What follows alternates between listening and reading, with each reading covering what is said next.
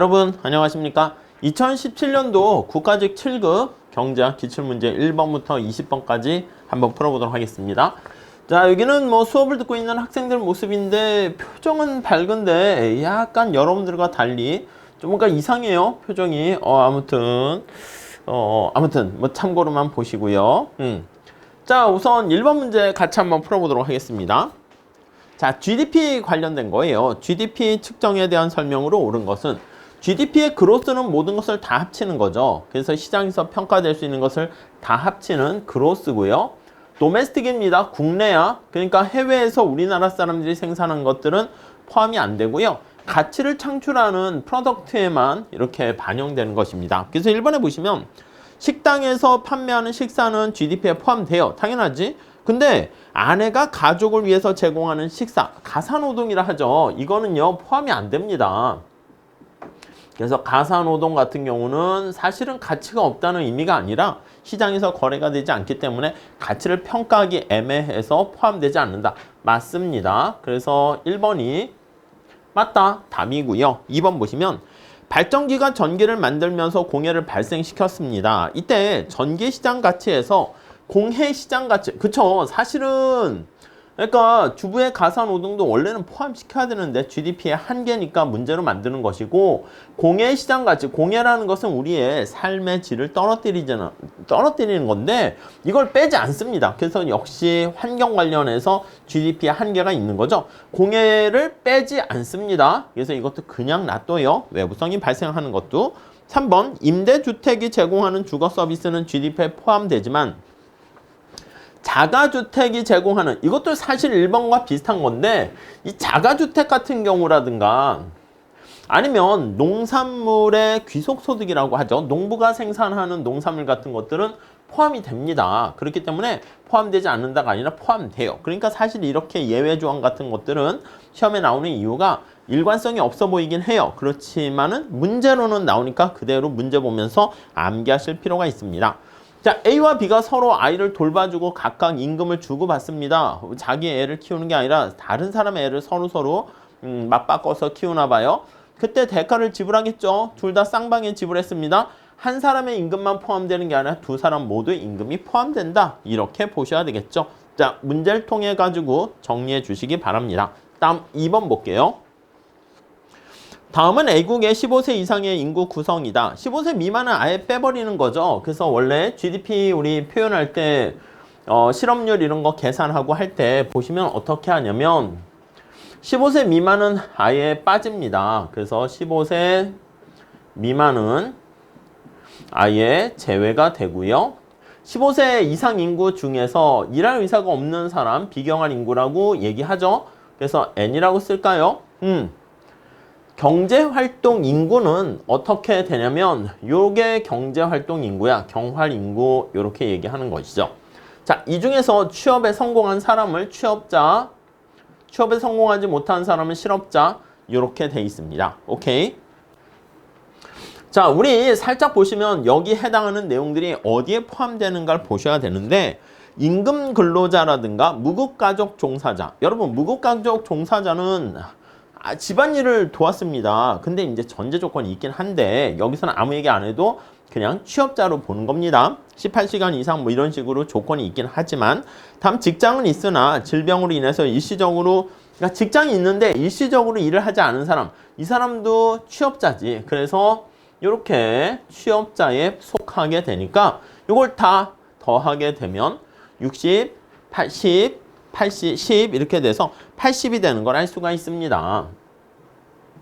자, 그리고요 밑에 보시면 주부라든가 학생은요 일할 의사가 없다라고 해서 비경할 인구에 속합니다. 그래서 이렇게 N이라고 쓸게요.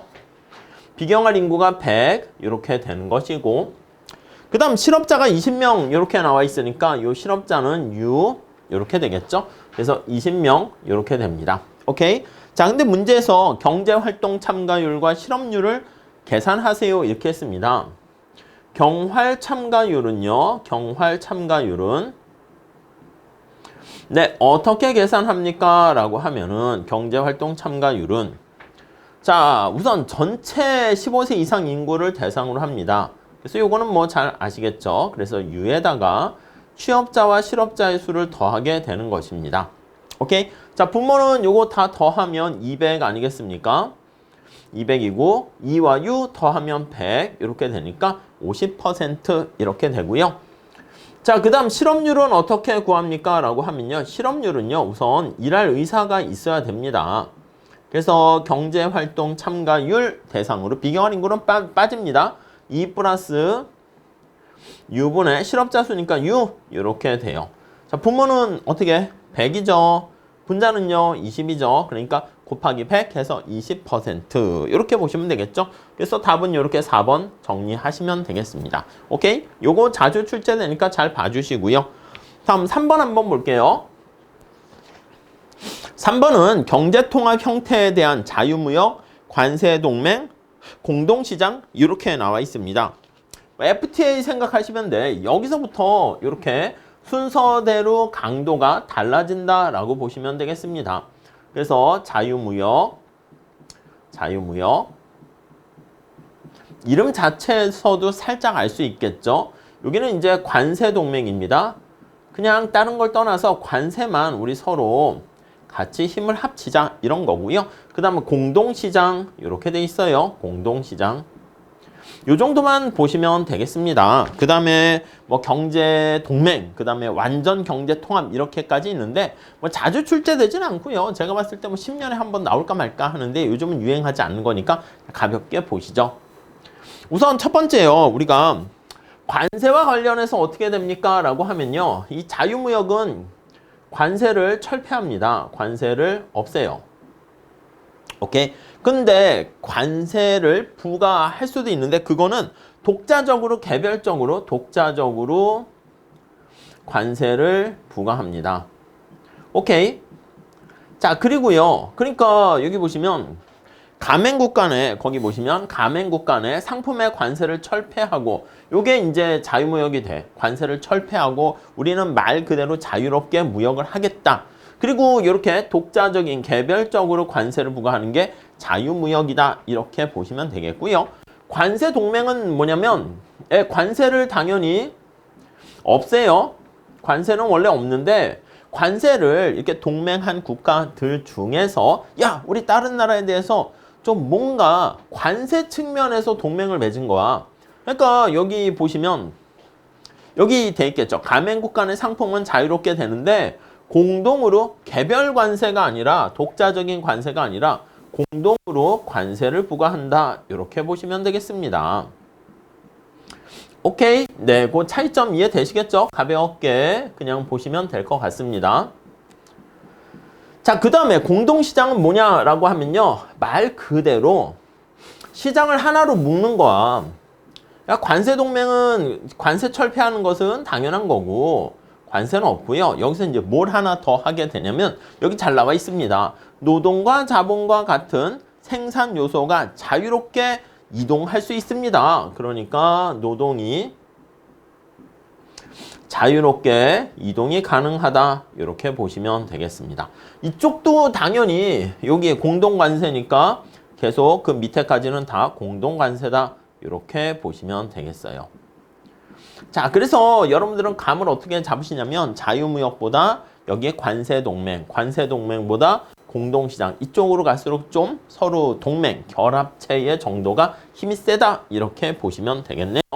자, 여기서 가번이 자유무역이 되는 것이고 요게 관세동맹, 노동과 자본까지 이동이 자유로운 게 공동시장 이렇게 정리를 하시면 되겠습니다. 자, 그 정도 하시고요. 다음 볼게요. 4번은요. 한 기업이 여러 개 제품을 함께 생산할 때 각 제품을 별도의 개별 기업이 따로따로 생산하는 것보다 함께 생산하는 경우가 훨씬 더 비용 측면에서 더 싸다. 이게 범위의 경제 아니겠습니까? 범위의 경제는요. 우리가 알다시피 골고루 다각화라고 합니다. 골고루 생산할 때가 약간 시너지 효과가 난다. 이렇게 보시면 되겠어요. 자, 그래서 XJ랑 YJ를 내가 같이 생산할 때 비용이 따로 생산할 때 비용입니다. XJ만 생산하고 YJ 생산 안 하고 XJ 생산 안 하고 YJ만 생산하고 지금 여기 밑에서는 지금 개별 생산, 따로 생산이라는 거 보시죠? 여기는 같이 생산 이렇게 나와 있어요. 자, 이때 어떻게 된다? 같이 생산하는 게 비용이 더 싸게 먹힌다. 예, 요게 바로 우리는 범위의 경제입니다. 자, 반면에 여기 보시면 규모의 경제다라고 하면요. 이게 대량 생산할 때 우리가 비용이 하락하게 되는 효과가 되는 것이죠. 근데 골고루 하는 게 아니라 어떤 하나의 상품만, 그러니까 대량 생산하는데 X제만 또는 Y제만 생산 시 약간 대량 생산할 때 비용이 하락하게 되는, 그래서 우리가 평균 비용 곡선이 우하향하게 되는 걸 나타내고요. 어떻게 보면 규모에 대한 수학 체증과도 관련이 있다라고 보시면 되겠습니다. 규모가 커짐에 따라서 이거 IRS잖아요. 요게 바로 이제 규모의 경제랑 완전 똑같은 말은 아닌데 비슷한 얘기가 되는 거죠. 노동과 자본을 동시에 같이 증가시켰을 때, 같은 비율로 증가시켰을 때 생산량이 그 이상 증가하는 걸 나타냅니다. 자, 그 다음에 여기 비경합적인 재화는 우리 공공재 관련해서 사적재는 경합성과 배제성이 있는데 비경합성과 비배제성이 있는 그 두 가지를 다 갖춘 것을 우리가 순수 공공재라 얘기하고요. 그러니까 이것도 약간 우리가 공공재 성격을 지니고 있는 거다 정도만 보시면 될 것 같습니다. 오케이, 그렇게 봐주시고요. 자, 다음 5번 문제 한번 보도록 하겠습니다. 자, ISL은 BP, IS는 우리가 생산물 시장의 균형을 나타내는 것이고 LM은 화폐 시장 균형을 나타내는 거죠. BP는 국제 시장의 균형을 나타내는 거예요. 그래가지고 우리가 이렇게 쓰죠. 순수출, 수출 빼기 수입, 여기에다 경상수지에다가 자본수지, 자본수지가 이자율에 의해서 영향을 받게 되는데 이런 식으로. 자, 그런데 이자율에 대한 탄력성이 엄청나게 큰 경우다 라는 거 알 수 있고요. 먼델 플레밍 모델이다, 뭐 그렇게 얘기를 하는 것이죠. 자, ISL은 BP 모형에서요. 우리가 얘기할 때는 이렇게 고재, 고정환율 제도에서는 재정 정책이 효과적이고 변동환율 제도에서는 금융 정책, 통화 정책이 효과적이다. 요거를 암기하시면 될 것 같습니다. 자, 그러면 살짝 볼게요. 시작 자체가 A점에서 원래 시작하고 있고요. 자, 소규모 국가이기 때문에 국제시장에 어떤 이자율에 영향을 미치지 못합니다. 이때 변동환율 제도를 실시했습니다. 앞에서 말씀드린 것처럼 변동환율 제도는 통화정책이 효과가 있어요. 그렇기 때문에 여기 보시면 확장적인 재정정책을 실시했다. 아무런 효과 없네. 효과 없다는 것은 국민소득이 증가하지 않는다는 거야. 그래서 여기 A점이 이렇게 되어 있는 상황에서요. 확장적 재정정책을 통해서 사실은 변동환율 제도면 살짝 문제를 풀 때는 간단하게 풀 수가 있습니다. 재정정책은 효과 없으니까 원래 상태 A로 되돌아간다. 그래서 맞네. 이렇게 그냥 보시면 되는데 조금 설명을 더 드린다라고 하면은요. 이렇게 할게요. 이 정도만 보세요. 여러분 변동환율 제도다라고 하면요. 환율이 변합니다. 환율이 오르락 내리락 변하게 되는 것이고요. 환율이 변하면 직관적으로 IS 곡선이 오르락 내리락 조정이 되고 LM 곡선이 고정돼 있다. 이렇게 보시면 되겠죠. 오케이? 자, 그러니까 LM이나 안 움직여 이렇게 돼 있는 거야. LM이 여러분 이렇게 돼 있는 상황에서 원래 IS 곡선이 이렇게 있다가 확장적 재정 정책을 실시하게 되면 얘가 우측으로 가게 돼요. 근데 LM이 안 움직이게 되면 저 D점 상태에서 어떻게 되겠습니까? D점 상태에서는 당연히 BP 곡선 위에 있으니까 D점은 BP 곡선 위에 있어서 상방에 있으니까 BP 곡선의 상방에 위치로 국제수지가 흑자 이렇게 되는 거야. 그래서 국제수지가 흑자가 됩니다.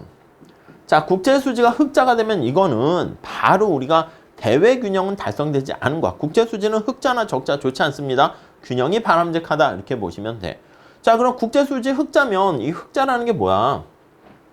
기본적으로 LM이나 안 움직여 이렇게 되니까 IS가 원래 상태로 다시 되돌아갈 수밖에 없습니다. 그걸 설명을 하려고 하면 달러가 해외에서 유입이 되는 거야. 그게 흑자 아니겠습니까?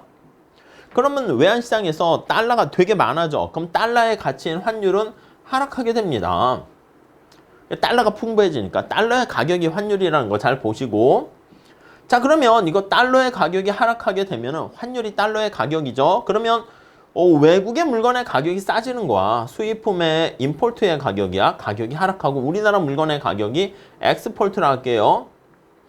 비싸집니다. 자, 이렇게 돼서 아니 외국의 물건의 가격이 싸지고 우리나라 물건의 가격이 비싸지게 되면 당연히 수출이 잘 안 돼. 순수출이 감소합니다.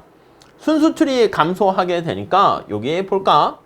이렇게 순수출의 감소는 Y는 IS 곡선을 다시 좌측으로 이동시키는 거지. Y는 CIG 그렇게 되잖아요. 그래서 IS 곡선이 다시 좌측으로 이동합니다. 요거 뭐 기본적으로 많이 설명을 드리고 제가 말씀드리긴 했는데 여기서 조금 더 하셔야 돼요. 더 하실 때는 BP 곡선이 우상향일 때 그 정도를 더 하시면 되는데 그냥 객관식 문제 풀 때는 고제 변통 이렇게 암기하시면 되겠습니다. 변동환율 제도에서는 통화 정책이 그렇죠. 효과가 있게 됩니다. 근데 여기 보시면 확장적 통화 정책을 실시해서 통화량을 이렇게 증가시켰어. 그럼 LM이 우측 이동하면 B점 가게 되는 거잖아. 근데 B점 가게 된 다음에는 균형으로 맞춰줄 때 IS가 이동하니까 C점으로 나중에 다시 가게 되죠. 그래서 C점이라고 해야 되고요. 고정환율 제도 하에서는요. 우리가 고제, 재정정책이 효과가 있습니다. 그러니까 확장적 통화 정책을 실시하면 A점에서 아무런 효과가 없어요. 그러니까 원래 상태로 되돌아오고요. 이것도 똑같이 이렇게 설명하면 되는 거죠. 고정환율 제도는 환율이 고정돼 있어. 그러다 보니까 환율을 유지하기 위해서 중앙은행이 금융정책, 통화정책을 실시하기가 쉽지 않습니다. 환율 방어하는데. 그러다 보니까 국제수지 흑자가 되면 환율을 유지하려고 달러 공급이 많아지면 그만큼 달러 흡수하면서 원화를 내줘야 되니까 통화량이 증가해요. 그래서 고정환율 제도 하에서는요. 재정정책이 효과가 있긴 해. 근데 이 B점은 국제수지 적자가 되니까 여기 나와 있는 것처럼 IS가 이동을 하게 되면 D점 갔다가 C로 이렇게 가게 되는 것이죠. 자, 그러니까 우리가 쉽게 문제는 풀 수 있어요. 근데 요거는 잘 해두셔야 돼요. 왜냐면 IS, LM, BP 이것까지 다 해버리면 거시경제학의 중요한 IS, LM 모형까지 우리가 커버하는 것이기 때문에 그렇죠. 자, 이 정도만 정리할게요. 다음 볼게요. 6번 생산함수가 이렇게 주어져 있는데 저축률이 S, 감가상각률이 델타, 인구 증가나 기술 진보는 없을 때요. 정상 상태에서의 1인당 생산량을 구하세요. 여러분 이거 솔로 모형 아니겠습니까? 솔로 모형의 기본적인 그림 형태는 어떻게 돼요? 1인당 자본이고요. 여기가 1인당 Y는 FK 이렇게 돼 있죠. 요거 가장 기본적인 형태를 체크해 두셔야 됩니다. 자, 여기에서요. SFK 이게 저축률만큼 이렇게 되고 그다음 요게 이렇게 이게 어떻게 되는 거야 이게 그치 원래는 인구 증가율, 감가상각률, 뭐 기술 진보율 이렇게 되어 있는데 요게 같을 때가 바로 여기가 균제 상태 이렇게 되는 거죠.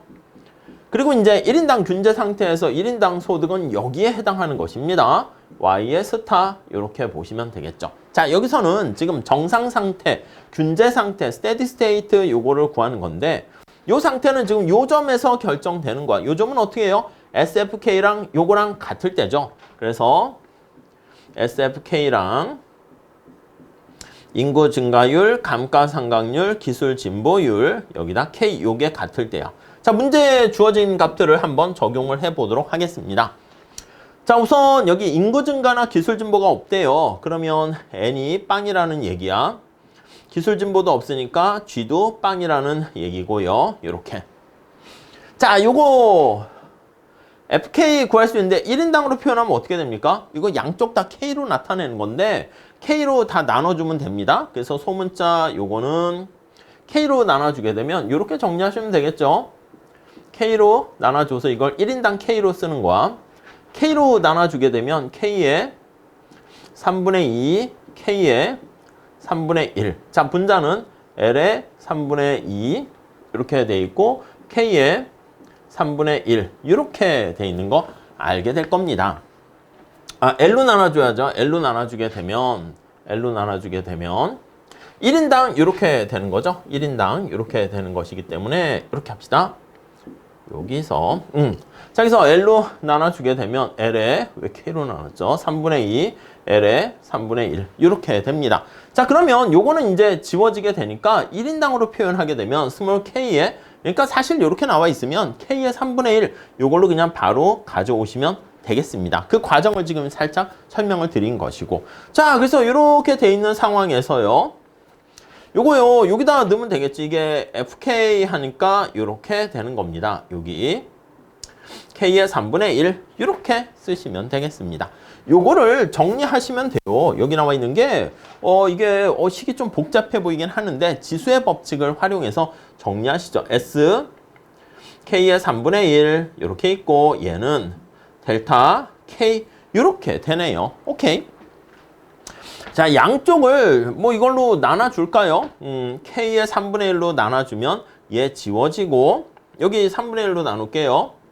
3분의 1로 나누면 이게 빼기가 되는 겁니다. 지수의 법칙에 따라서는 3분의 1 이렇게 되고 그 다음에 이것도 여기 델타로 나눠주고 델타로 나눠주고 이렇게 보시면 되겠죠. 자, 그러면 요걸 정리를 할게요. 그럼 델타분의 S는 K에 요거 빼기니까 1 마이너스 3분의 1 하면은 3분의 2 이렇게 됩니다. 오케이? 그러면 요걸 다시 한번 3분의 요 K로 만들기 위해서 3분의 2를 제거하려면 2분의 3을 곱해주는 거지. 2분의 3승을 하는 거지. 2분의 3승을 이렇게 해주는 거죠. 그렇게 되면 얘와 얘는 지워집니다. 그럼 K는 이렇게 되는 거야. 근데 여기서 뭘 물어봤습니까? 하면 1인당 생산량인 Y값을 구하라 했습니다. 자, 그래서 여기서 얻어진 요 값을요. 요렇게 대입을 하시면 되겠네요.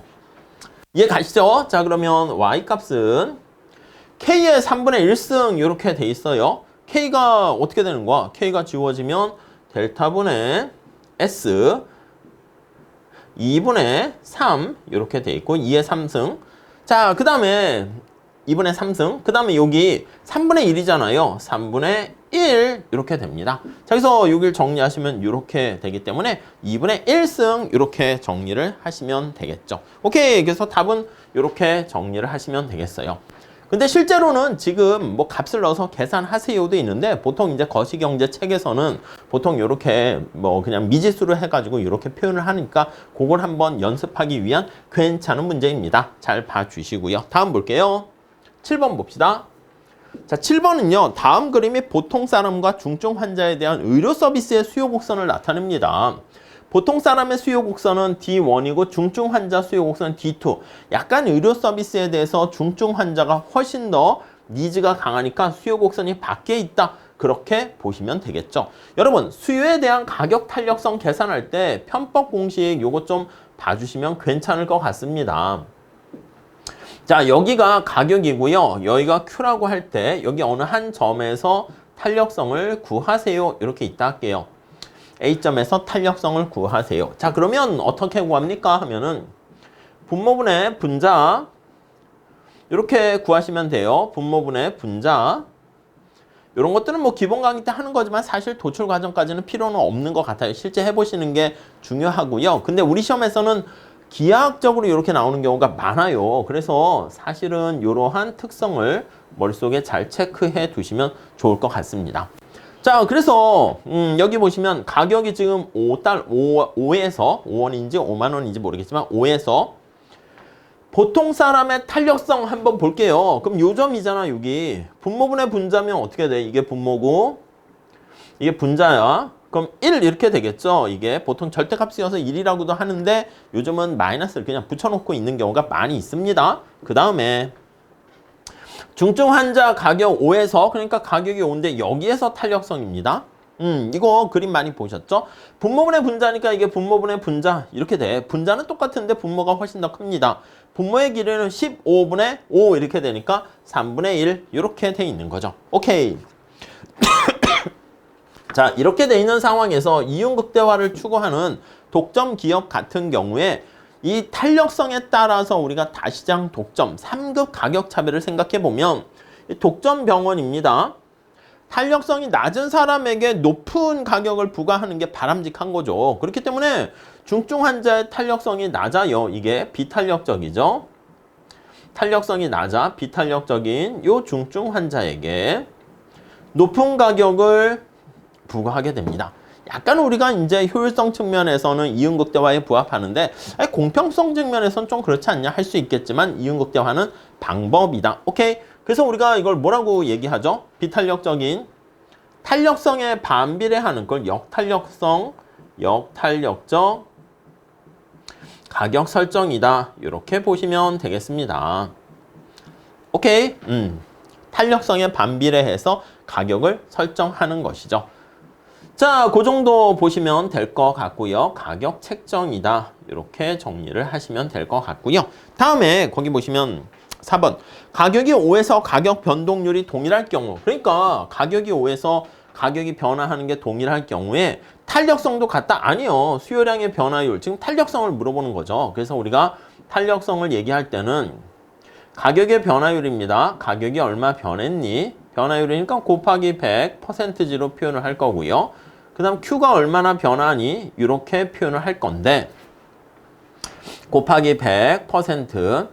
근데 이게 아시겠지만 탄력성 얘기할 때는요. 단위의 문제를 제거하고 근데 여기서 탄력성이 다르잖아. 그렇기 때문에 탄력성은 결국 같다? 아니다. 다르다. 이렇게 보시면 되겠습니다. 그래서 답은 4번이 틀렸다. 이렇게 정리하시죠. 다음 문제 보도록 하겠습니다. 자, 8번 문제입니다. 효용함수가 완전 대체 관계인 거 보이십니까? 한계 대체율이 일정한 거예요. 자, py분의 px가 이렇게 2와 3 있을 때 소득 소비 곡선 이렇게 있습니다. 여러분, 소득 소비 곡선 다시 한번 정리 좀 해볼게. ICC 이렇게 되는 건데요. 이거는 소득이 변화했을 때 효용 극대화되는 선택점이 어떻게 변하니? 이렇게 되는 겁니다. 여기를 x제라 그러고요. 여기를 y제라 그랬을 때 소득이 증가하면 예산선이 평행하게 이동을 하는 거잖아요. 보통 이제 효용함수 성격에 따라서 성질에 따라 다른 형태를 보이긴 하지만 이렇게 무차별 곡선이 이렇게 돼 있다라고 하면 자, 여기 나와 있는 것처럼 효용이 극대화되는 선택점이 이렇게 지나가게 되고요. 지금 여기 나와 있는 것처럼 이걸 쭉 연결한 거 이걸 바로 ICC. 자, 다시 소득이 변화했을 때 효용 극대화되는 소비가 변화하는 점들을 연결한 곡선 이렇게 보시면 되겠습니다. 자, 그러면 왼쪽에 나와 있는 경우에 무차별 곡선이 이렇게 생겼잖아. 우하향하는 직선입니다. 마이너스 1의 기울기를 갖고 있어요. 자, 그래서 여기다 살짝 이렇게 할까요? 우리 이렇게 언제나 이거 설명을 위해서 하는 건데 목적식은 효용을 극대화하는데 x 플러스 y 이런 식의 형태가 되어 있고요. 그 다음 제약 조건이라 할게요. 제약식, 예산 제약식이라 할 수 있습니다. 소득 m을 가지고 얼마짜리 하는 x제를 몇 개 사고요. 얼마짜리 하는 y제를 몇 개 사는가 이렇게 되어 있죠. 자, 근데 지금 문제에 주어지기를 x의 가격이 2고 y의 가격이 3 이렇게 주어져 있습니다. x의 가격이 2고 y의 가격이 3. 그리고 이 경우는 여러분들 아시다시피 무차별 곡선이 우하향하는 직선이 되는 완전 대체적 관계라는 거 알 수가 있죠. 그래서 MRS를 계산을 하게 되면 자, 분자는요 x로 미분을 하게 되는 것이고 분모는 y로 미분을 하게 됩니다. x로 미분을 하게 되면 1이고 y로 미분해도 1 이렇게 항상 1로 일정합니다. 그래서 한계 대체율이 일정한 우하향하는 직선 이렇게 있어요. 자, 예산선의 기울기는요. py분의 px로 이렇게 표현을 하게 되는 거 알 수가 있을 거예요. 자, 근데 py는 3인데 px는 2니까 3분의 2로 일정합니다. 자, 그러면 효용 극대화하는 선택을 여기다 한번 이렇게 볼게요. 자, 예산선의 기울기가 3분의 2니까 좀 완만하다니까요. 이렇게 돼 있습니다. 자, 그러면 이렇게 한번 보도록 할게요. 요 안에가 이 사람이 선택 가능한 영역이 됩니다. 요게 예산선 이렇게 되어 있죠. 자, 그렇게 되어 있고 여기가 x, 여기가 y. 자, 그 다음에 네, 여기서 바로 볼 수는 있어요. 예산선의 기울기보다 MRS가 지금 더 큰 거야. 이건 뭐냐면 x제를 선호하는 거지. 그래서 우리가 딱 봤을 때는 요 사람이 이렇게 완전 대체제 관계니까 구석해의 가능성이 높다라는 걸 생각하시고요. 근데 구석해가 아닐 수도 있어. 예산선과 무차별 곡선이 접하게 되면은 그러면 구석해는 안 될 수도 있지. 근데 일반적으로 이제 기울기가 다르게 되면 구석해가 발생합니다. 이렇게 있을 때 무차별 곡선이 어떻게 생겼습니까 하면 마이너스 1의 기울기인데 여기 보시면 여기 선택하는 것보다는 여기 선택하는 게 낫고 여기 선택하는 게 낫죠. 그래서 여기가 효용 극대화 A점 이렇게 됩니다. 오케이? 자, 이때 이 사람한테 만약에 소득이 증가했어. 이렇게 소득이 증가했어. 자, 그러면 이 사람한테 소득 증가하며 효용 극대화되는 선택점은 이렇게 됩니다. 이거 직접 많이 그려보시긴 해야 돼. 자, B점 이렇게 됩니다. 자, 여기 나와 있는 것처럼 소득이 증가할 때 효용 극대화되는 선택점은 어떻게 됩니까? 라고 하면 이렇게 되는 것을 알 수 있어요. 이게 바로 ICC 이렇게 되죠.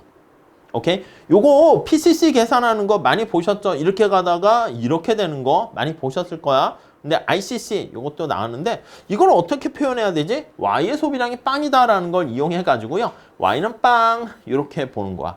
자, 이게 X가 빵이다 그러면 X축, X가 빵인 상황에서 Y축이 되는 거니까 이거는 2번 이렇게 보셔야 되겠습니다. 자, 그 정도만 정리하시면 될 것 같습니다. 자, 다음 볼게요. 다음 표는 각국의 시장 환율과 빅맥 가격을 나타내는데 우리 빅맥 가격으로 나타내는 게 구매력 평가 지수 아니겠습니까? 구매력 평가 환율을 사용할 경우에 옳은 것은 이렇게 나타내는데 시장 환율은 1달러당 각국의 자국의 화폐 이렇게 표현해. 우리나라로 볼게요. 시장 환율이 1달러당 1,000원이니까 미국의 1달러를 우리나라 돈으로 구입하려면 1원짜리 1,000개를 줘야 된다는 뜻입니다. 교환 비율이지. 자, 빅맥 가격은요, 아시겠지만 우리나라의 빅맥의 상품과 미국의 빅맥 가격 요거를 같도록 이렇게 만들어 주는 겁니다. 그래서 우리나라를 기준으로 하면 미국의 빅맥 가격이 5달러야. 이게 5달러입니다. 우리나라의 빅맥 가격이 얼마라고? 지금 4,000원입니다. 4,000원입니다. 자, 그럼 1달러로 우리나라 화폐 5달러가 4,000원과 같은 거니까 1달러가 얼마랑 같니? 이렇게 되는 거죠. 그러니까 5로 나눠주면 돼. 이걸 5로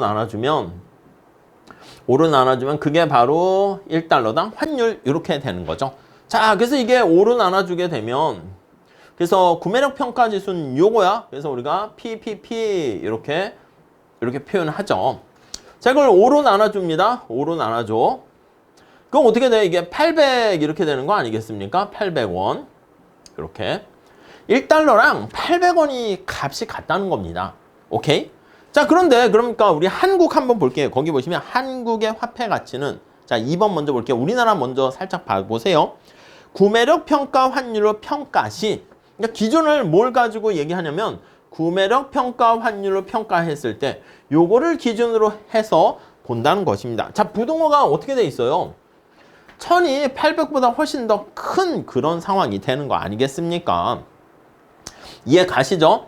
그러니까 얘를 기준으로 평가했을 때 원래 1달러가 800원이 돼야 되는데 시장에서는 1달러에 1,000원 이렇게 돼 있는 겁니다. 자, 그렇기 때문에 거기 나와 있는 것처럼 얘를 기준으로 보는 거니까 얘에 비해서 얘는 그치 우리나라 환율 자체가 고평가돼 있다 이렇게 볼 수가 있어요. 그래서 요걸 기준으로 보면 고평가되어 있고요. 자, 마찬가지로 한번 해볼게. 자, 요거를요 다 5로 나눠줘요. 색깔을 좀 바꿔서 5로 나눠주고 5로 나눠주고 5로 나눠주고 이렇게 나눠서 계산을 해봅니다. 자, 그럼 12분의 5 하니까 얘는 2.4 이렇게 돼 있고요. 5분의 18 이렇게 정리를 하게 되면 얘는 3.6 이렇게 되고요. 5분의 90, 90을 5로 나누면 18 이렇게 됩니다. 자, 그럼 부등호 표시 좀 해볼게요. 얘는 부등호가 2.4니까 여기가 크네. 얘는 이쪽이 크고 얘도 이쪽이 크고 우리나라가 지금 고평가라 했으니까 중국과 러시아도 다 고평가고 브라질만 저평가다라는 걸 알 수가 있습니다. 그래서 사실 거기 문제를 보시면 각국의 나라가 여기 있잖아. 브라질, 한국, 중국, 러시아 했는데 살짝 크기를 보시면 사실 한국, 중국, 러시아는 같이 가야 돼. 얘네들은 세트로 같이 가야 된다고. 근데 여기 보시면 고평가, 저평가 이게 2번하고 4번이 동시에 될 수 없잖아요. 오케이? 그러니까 할 수 없이 요거만 많고 얘도 이제 반대가 돼야 되니까 저평가다 이렇게 보셔야 되겠죠. 이해 가시겠죠? 그래서 사실 요거 구매력 평가설과 잘 출제되는 분야니까 잘 정리해 두시면 될 것 같습니다. 자, 다음 10번 한번 보도록 하겠습니다. 자, 지급준비율과 관련해서 옳지 않은 것은, 자, 지급준비율은 은행에 예금한 돈 중에서 일부를 사람들이 인출을 한꺼번에 하게 되면 금융 시스템이, 은행 시스템이 불안전해질 수 있기 때문에, 그래서 이렇게 부분 지급준비 제도를 활용해 가지고 요거까지는 법정으로 필수적으로 하고, 물론 초과로 하는 거는 상관없지만 나머지를 대출해줘라, 이렇게 되는 겁니다. 자, 그런데 2번, 은행이 법정 지급준비금 이상의 초과 지급준비, 그렇죠. 초과 지급준비금을 보유할 수도 있습니다. 그래서 법정 지급준비금을 우리가 지급준비금을 뭐 이렇게 리걸 이렇게 표현하면 초과 지급준비금은 excess 이렇게 합니다. 요걸 이제 지급준비율 이렇게 할 수 있겠죠. 여러분, 통화 승수와 관련해서는 공식이 두 가지가 있는데, 뭐 옛날에 전통적인 기본 공식은 이런 식의 형태야. 현금 보유 비율에다가 Z분의 1 이렇게 되는데, 이때 100% 지급준비 제도 하에서는, 자, 100% 사람들한테 대출 자체를 해줄 수가 없습니다. 그럼 지급준비율이 여기 보시면 1 이렇게 돼버리면, C가 이제 제로가 되면은 요게 1 이렇게 되면 요거는 Z분의 1 되면 승수가 0이 아니라 1이라고 해야죠. 그래서 0이 아니다. 3번 가볍게 보시면 되겠습니다. 자, 지급준비율을 올리게 되면은요, 그때 보는 통화 공급량이 변하지 않더라도 우리 통화량은 어떻게 화폐 공급은 결정됩니까 하면 승수에다가 본원 통화 이렇게 된단 말이지.